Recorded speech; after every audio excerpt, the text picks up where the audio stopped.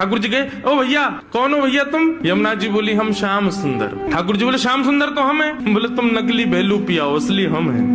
बोले ऐसे कैसे, तुम पे वंशी बजानी आवे? देखो मैं वंशी बजा के दिखाऊं। ठाकुर जी ने वंशी बजाई, उससे बढ़िया यमुना जी ने बजा दी। बोले मेरे पास काली कमली, तुम्हारे पास है? यमुना जी ने अपनी काली कमली दिखा दी। सब प्रकार से ठाकुर जी अपनी वस्तु दिखावें और यमुना जी उसको प्रस्तुत करें। बोले अब कैसे सिद्ध हो कि असली श्याम सुंदर कौन है? यमुना जी बोली मैं एक टेर बजाऊंगो, यदि मेरी टेर सुन के राधा रानी बगल में आके खड़ी है गई तो समझो वही असली श्याम सुंदर। जाके बगल में किशोरी जी आके खड़ी हूँ। अब ठाकुर जी बोले हम तो मान करके बैठे, हमारे बगल में तो आएंगी नहीं, वो इन्हीं के बगल में आएंगी। जैसे ही टेर बजाई श्री जी आने लगी, ठाकुर जी दौड़ करके गए श्री जी के चरणों में। आप मैं असली श्याम सुंदर मेरे बगल में, मैं कभी मान नहीं करूंगा आज के बाद, आप मेरे बगल में बैठ जाओ, एक बार सिद्ध कर दो। श्री जी बोली कौन कौन कहाँ से आ जाते हैं नकली नकली लोग, असली श्याम सुंदर तो वो है। श्री जी गई और श्री यमुना जी के बगल में जाके खड़ी हो गई। अब तो सब गोपियां उन्हीं के चंवर डुरावे, उन्हीं पे इत्र छिड़कावे, उन्हीं पे गुलाब जल अर्पित करें, सिंहासन पे उन्हीं को बैठावे, उन्हीं को भोग लगावे और दूर करे श्याम सुंदर रो में। बोले मैं हूँ असली श्याम सुंदर, जे कहां से नकली आ गए हो? जैसे ही श्याम सुंदर